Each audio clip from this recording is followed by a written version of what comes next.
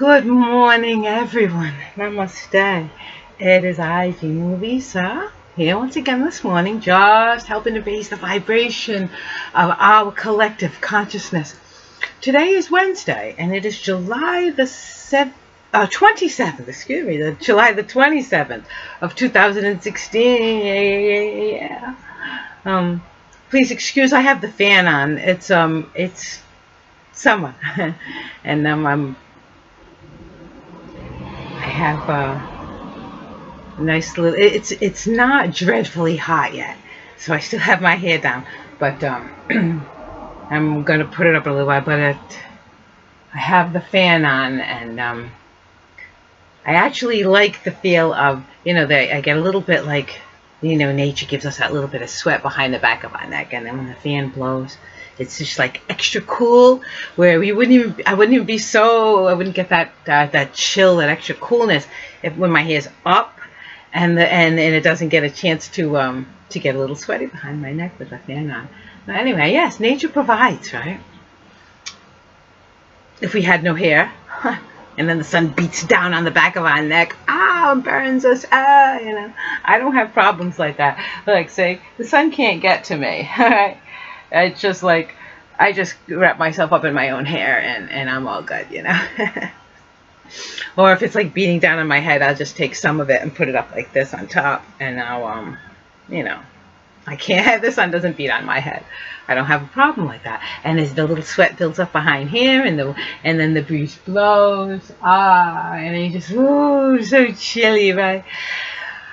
So this is, I'm rambling a little bit about the sweat in the back of my neck, right? But it's one of those tiny little things that God provides, right? Nature provides. Is, our sweat, our very sweat, which, and the little hairs. I don't know if you can see the tiny little hairs. So when the breeze goes by, right? And saying it's those little things, the hair as it moves. Do you know that every hair is like it's a filament, it's a conductor, just like wire, right? And we pick up on the magical realm with our hair. I don't know if you understand that. A lot of people don't understand that. I'll give you a story, a Native American story, and it's the truth. Okay, that it's not an old story. This is a recent story having to do with Native Americans. All right, not so recent, but we had war. Okay, right. Of course, we all know about war, but the military personnel, I'll say, were saying, maybe we should use, we have those Native American people and their great tracking abilities. They seem to be, I don't know, they seem to be clairvoyant, intuitive, right? Well, why don't we use these fellas to do our, our tracking and our what do they call that? Secretive operation missions, All right. So anyway, so they tested some fellows, Native American fellows, and they were like amazing. Okay, they were like amazing. Like how did they know? You know what I'm saying?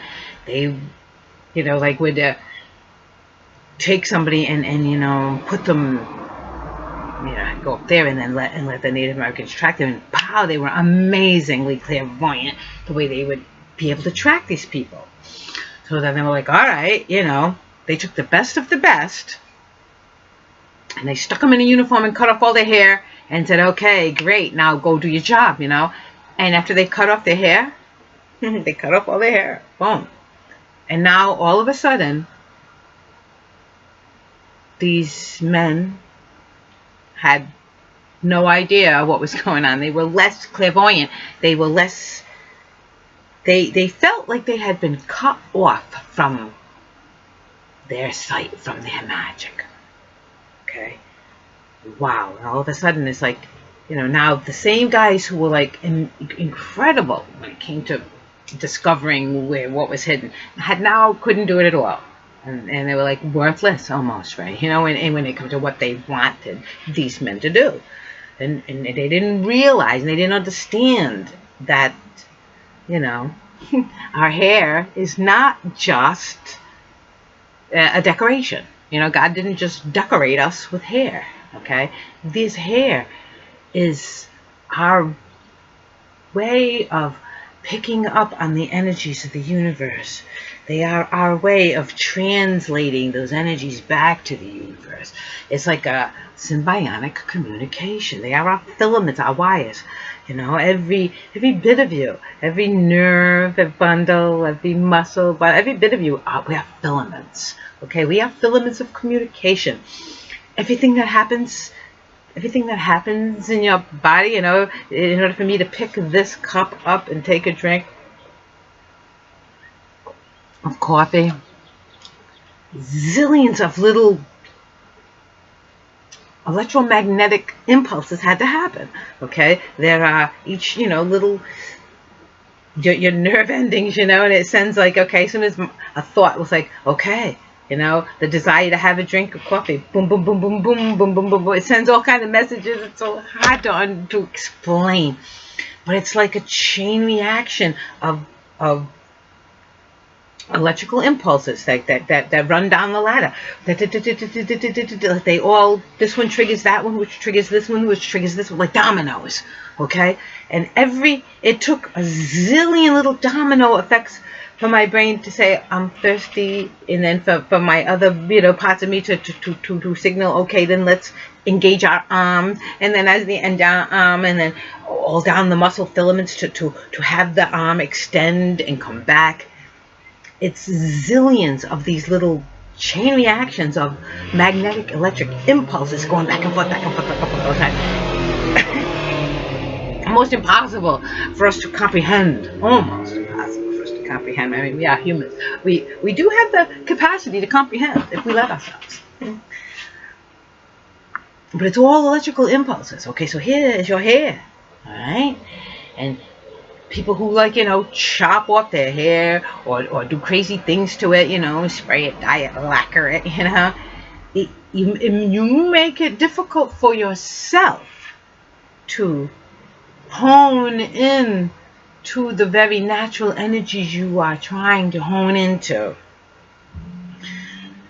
I had no idea this is what I was going to talk about this morning, but see, the fan blew my hair, and all of a sudden, boom, I'm going to start talking about the importance of having hair. It's true. Your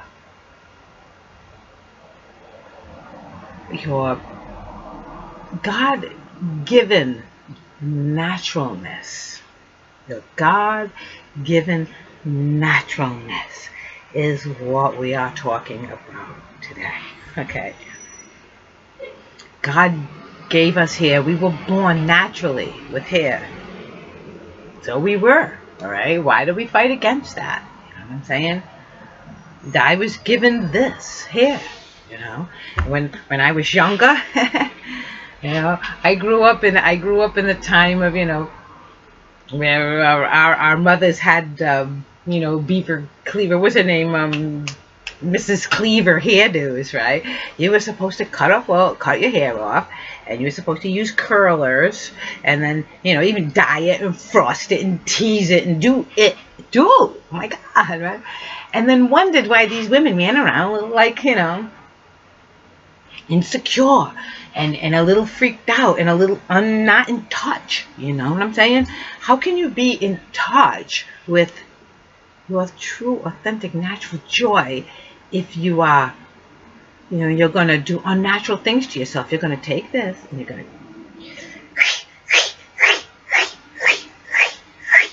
all right, gone now. Oh, and at first you're like, oh, don't I look lovely? Yeah. You know, when I was a little kid, my mother used to cut my hair off. And when I was a little girl playing with my friends, you know, and my friends who had ponytails, okay, well, I always had to play the husband because I had short hair. All right? Right? I mean, if I wasn't such a feminine little thing, what would that have done to me? I don't know. What it did to me was it made me, I don't know. My mother used to say, oh, but you look so cute with a pixie. No, I felt like I looked like a little boy. I remember the first time she cut my hair, and my father came home, and he turned around and he said, who's that little boy? And my mother goes, little boy, that's your daughter, Frank. You know what I'm saying? He goes, my daughter? And he looked at me like, holy shit, you know, what'd you do to her? My mother, oh, but isn't it cute? My father's like, well, you know what I'm saying? That's why I felt. Do you know how it hurt my little feelings? Who's that little boy in there? I'm a little girl. I was the girlish little girl. You see what I'm saying? And I would play with my friends, and it's like, well, you have to be the boy. You have to be the daddy. I always, you'll be the brother, the daddy, and I could. It was like terrible. All right, and every time my hair started to grow again, my mother would cut it off again. And she was really, it wasn't her fault. It was the sign of the times. Okay, but her and her sisters and everybody cut and dye and spray and tease, and what does that do to you when your energies are trying to express themselves, right? And you're gonna mat it up and tie it and nasty it all up, and you're gonna like do weird shit to it, and now whoa, yes, I'm just absolutely lovely, but I can't think worth the shit. You know what I'm saying? Oh, no. As I put my fingers through my hair, you see, even though, oh, static electricity. Well, your very energies translate through your hair. And I know I've done other videos about it before. I don't know why God wants me to go on and on and on again about this morning, but about the same thing this morning. But I'm just trying to express to you that that's your natural self. Just like when you go to paint, you get up in the morning and you're like, add something artificial, and add something artificial, and add something artificial, and add something artificial, until you're happy with this mask you've painted for the world. And then you're going to go around and say, let's be our actual authentic selves, right? Authentic selves. But if you fell in the pool and came out, you look like somebody different. Right? You can't. And I know women just don't want to hear it, okay? Because they're like, so you cling to that mask like it's yourself. I knew a girl once, she couldn't leave the house without putting on her makeup. Couldn't leave the house. Not even to go like across the street to get herself a pack of cigarettes, which also wasn't good for her, Couldn't do it. Until she made sure she made up her whole face, her neck, her everything, and nobody sees one bit of the real her. You know what I'm saying? Wow, I feel so like my heart aches for you girls who are afraid of your own natural self. I mean, it was hard for me growing up. Like I said, I grew up in an Italian home where this is what you do. You have to do, and you have to do and do and do. And I'm like, whoa, no. Sorry, but I'm not going to, no, no more. You're not cutting my hair. I'm not wearing makeup. You're certainly not painting any part of me, okay? That's not who I am. And everybody thought I was crazy, all right? She's radical. She's just radical, that girl. She's just one of those types, Oh, who does she think she is? And all of this, And all I was doing was trying to, it's like God inside of me. Like, why do they want to destroy everything you created, God? I don't even know who you created yet, and they're already wanting to, like, cover over it. I'm just trying to discover. I remember being 15, and, I'm just beginning, and they're trying to change what you made. I don't even know what it is yet, you know what I'm saying? It took a lot of bravery for me to say no. I'm not going to follow the path of all. Everybody else does it this way. I have to follow a path in here. Okay. And I was like, like a hermit, and tried to be like always in here, and always like,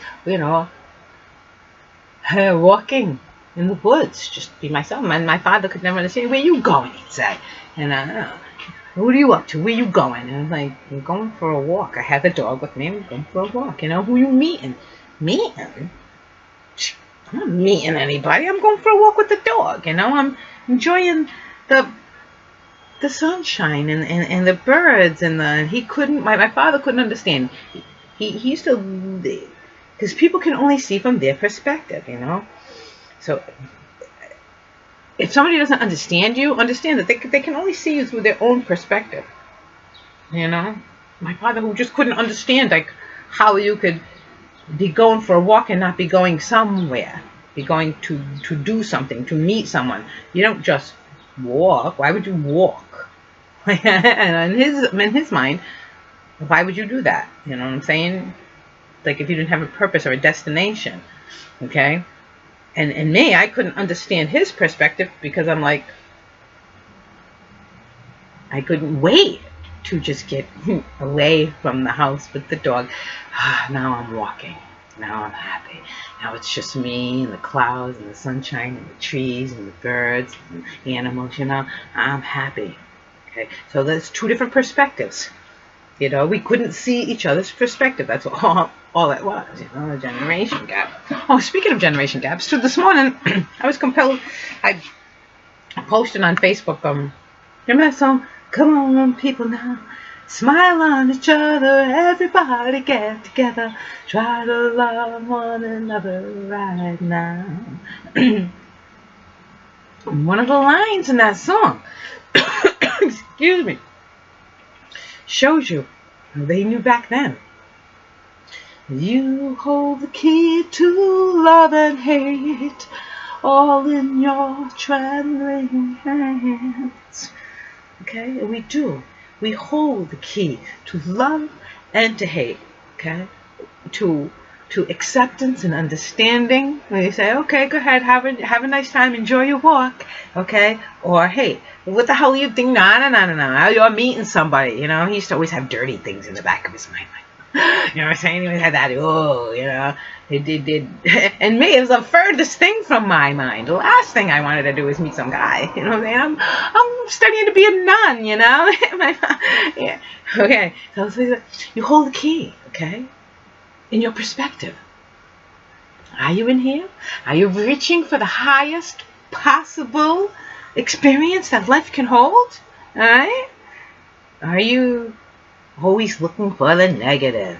It's got to be negative. Something negative must be going on. When you see something happening, do you like, something negative's happening there? It's something. It's got to be something negative. Or you're looking at it and saying, you know, isn't that beautiful? Do you see the good in things, or do you see the you know, it's all in the glasses you wear. People say, oh, rose-colored glasses, as if you can't see the truth, you know? And I say, don't wear rose-colored glasses where, you know, you see somebody doing something awful and you're still going to think it's okay. No, it's about taking off glasses at all, you know. You know, don't, like sunglasses, right? You see people wear a lot of sunglasses, and I don't really wear sunglasses because, you know why? God gave me eyes. Eyes, human eyes, man. Our human eyes are incredible. When I put glasses on, they make me look better, but they certainly don't make me see better. You know what I'm saying? Because now you've got some kind of distortion between yourself and the real world you're looking at. Okay?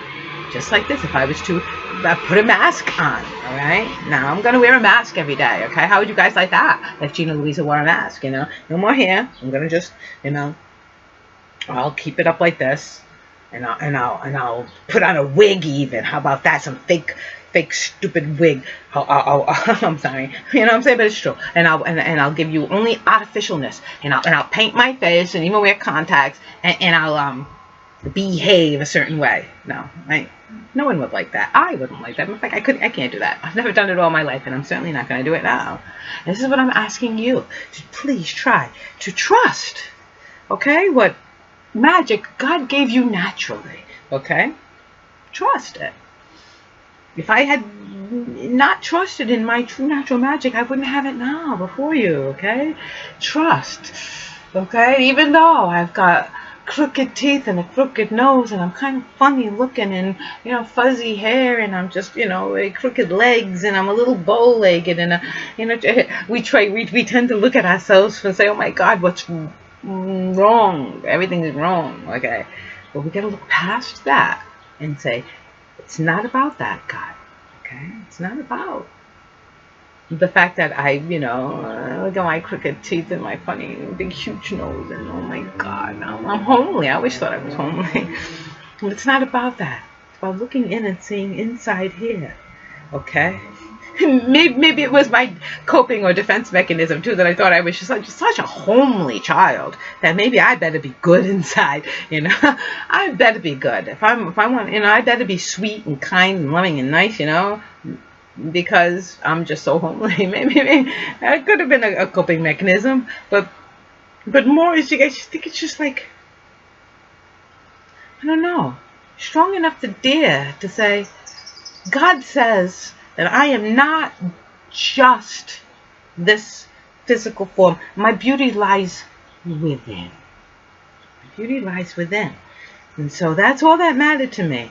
And it's like, you can not like the way I look. Hey, I don't like the way I look. But I love who I am inside. Okay? I love that when any eyes, be they human or any other set of eyes, I look at them with love and respect, okay?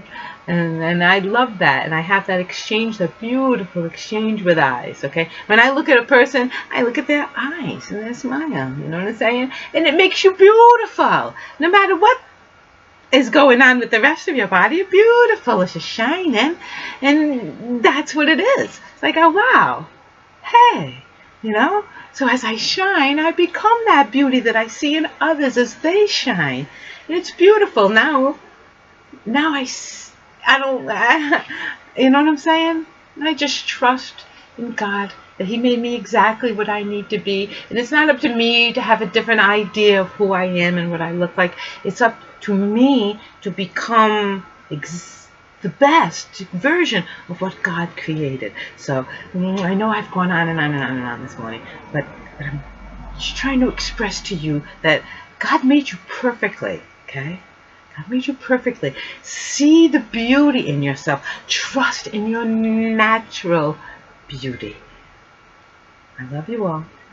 Namaste. I'll see you in the morning. God willing.